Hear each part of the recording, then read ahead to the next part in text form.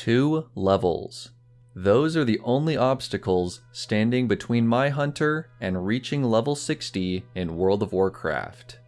Now, under ordinary circumstances, this would be a major, but not insurmountable, part of my journey. However, in this case, we are not dealing with the ordinary. Welcome back to the One Continent Challenge, where for the past few weeks, I've been attempting to level from 1 to 60 only on the Eastern Kingdom's continent. This is a follow-up to Part 1, so if you haven't seen that yet, I'd recommend you go check that out beforehand. I was planning on ending the challenge after the last episode, but since then, I've decided to tackle it from some new angles to truly beat it. As always, thank you for your comments and support, and let's get right into it. When we last left off, my hunter and I had started to feel real tired of the Plaguelands and had exhausted pretty much all of the solo quests in the region. Options apart from dungeons and farming mobs were looking real slim, and after my initial decision to go through the dark portal to Outland and forfeit the challenge, I realized there was still a lot of potential to truly push myself. After flying around Stormwind and gathering my thoughts, I decided to comb through every zone to find any straggler quests I may have missed, and pursue the Lore Master and Explorer achievements while I was at it. I virtually restarted the game as a human for a little while, and completed all of Elwynn Forest before revisiting Dun Moreau and tying up some loose ends there. While most of the quests I found here were very low level and did not yield much experience, they still contributed to the total quest count that was needed for Lore Master. My rationale, on top of achievement hunting, was to hopefully progress in a few storylines to start earning hundreds or thousands of experience points per quest. I bounced around from zone to zone, with most of the quests stemming from Stormwind City. Revisiting the Badlands proved to be a good choice, as both the gnome and goblin camps here have a few quests to complete. After I got tired of doing low-level quests, I turned my gaze back to one of the few Plaguelands quests I felt I could complete alone, Araj the Summoner. This lich controls the ruined city of Anderhall, and even though he was elite, I was able to use the damage item from Chromie to barely pull through to victory.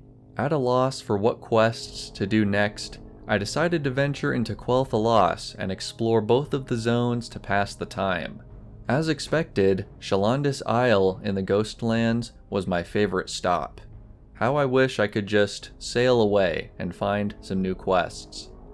The Eversong Woods didn't take long to explore, though I realized partway through I wouldn't be able to actually earn the Explorer achievement because of the pesky Isle of Quel'Danas, located off the coast and only accessible in a roundabout way through the Dark Portal. I mean, by the One Continent Challenge standards, I basically have the Explorer achievement. Returning from my adventure armed with a few new ideas, I browsed through the Mage Quarter in Stormwind and stopped by the Blue Recluse Tavern as well, collecting a few quests, which took me to Duskwood, the Wetlands, and eventually the Arathi Highlands. On the way, I thought this shot looked pretty cool.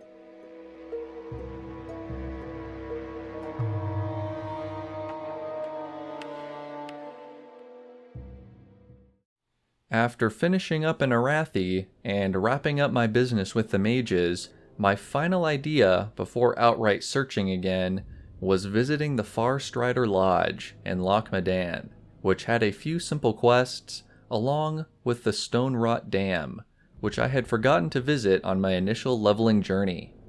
I was almost at 670 out of 700 quests needed for Lore Master, which was pretty solid. But after all of those recent quests, I had only reached level 58.5.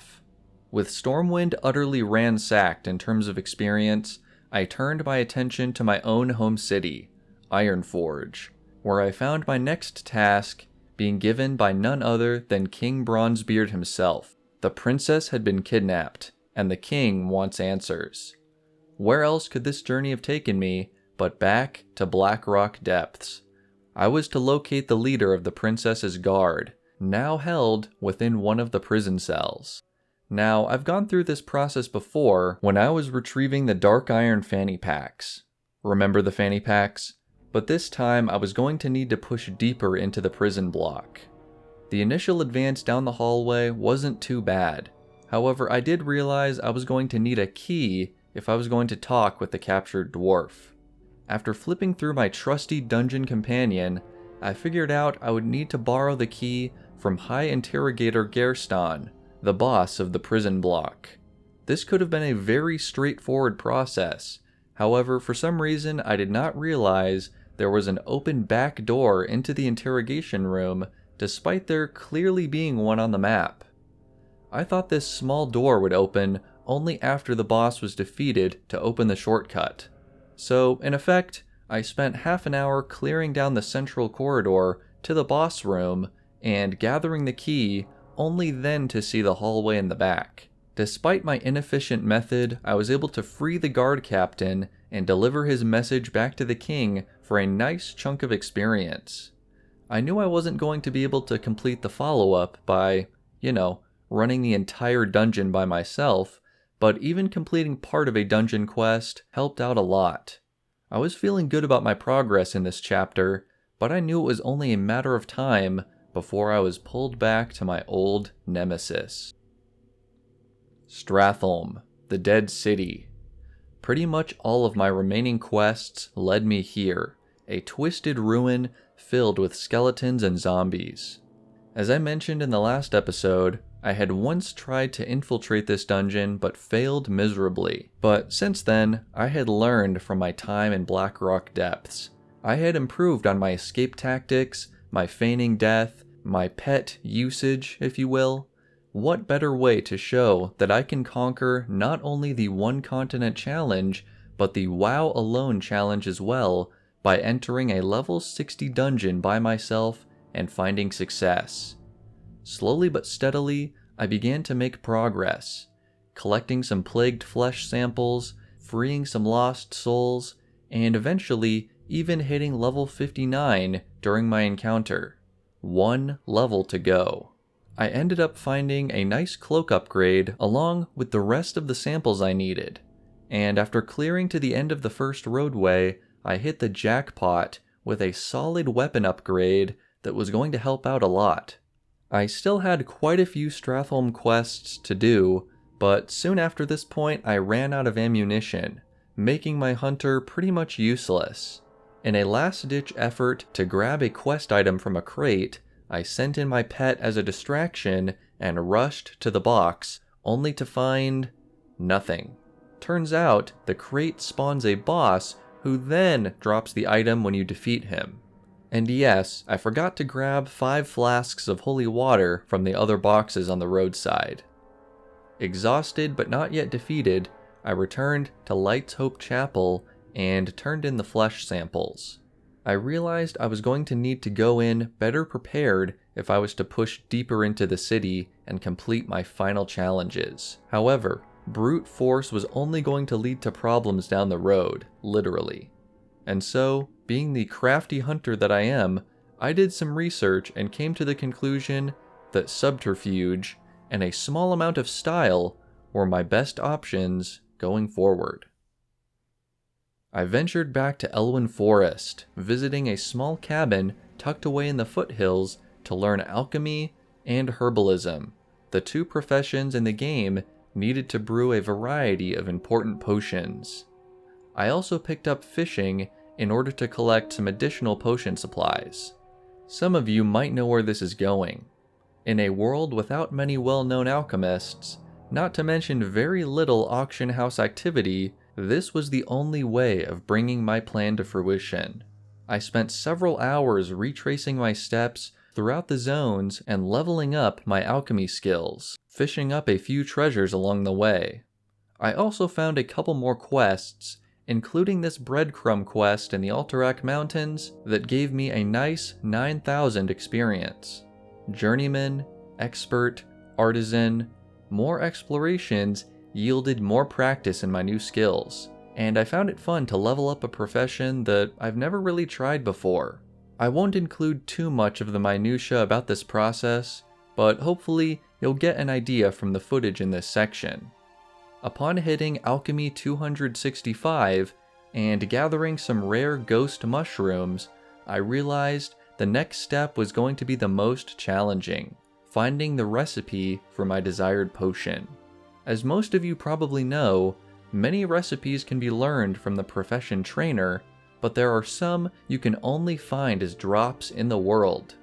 According to WowHead, this one in particular only had fractions of a % chance of dropping from very specific. I got it on my second mob.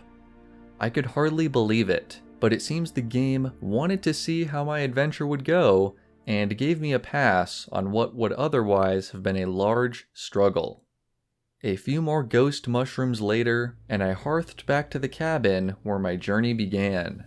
I brewed over a dozen invisibility potions, which, despite having a 10-minute cooldown, I figured would speed up my progress through Stratholme.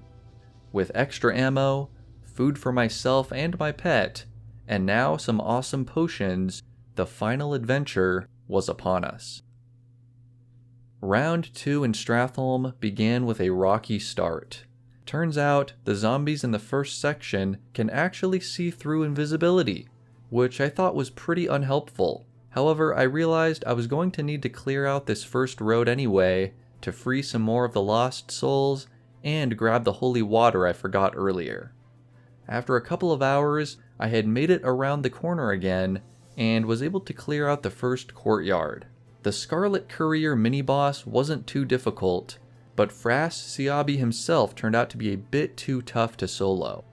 With the first section of the dungeon clear and 2 quests now completed, I moved through the gate into the second segment.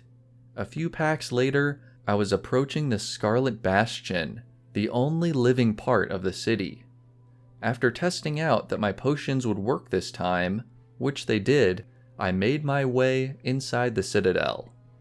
Next, I made my way through the Hall of Lights, and was able to find a resting point on the other side, skipping a bunch of difficult enemies, along with the boss, Malor the Zealous. Third potion. I made my way into the final hallway, and narrowly found a hiding spot by this statue.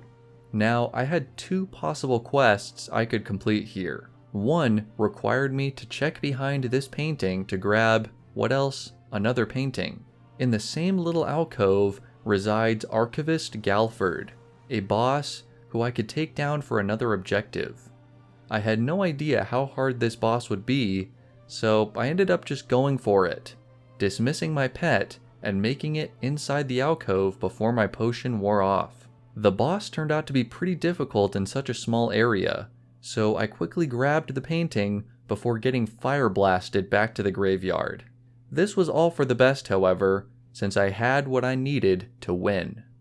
After a quick stop off at Light's Hope Chapel to drop off the holy water, I made my way back to Tyrion's secluded house, where, after my many trials and tribulations, I was finally able to hand him the family portrait he had lost so long ago.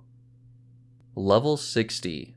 At long last, 3 days and 16 hours of game time to be precise, I had completed the 1 continent challenge. Not to mention almost completing Explorer and Lore Master while I was at it.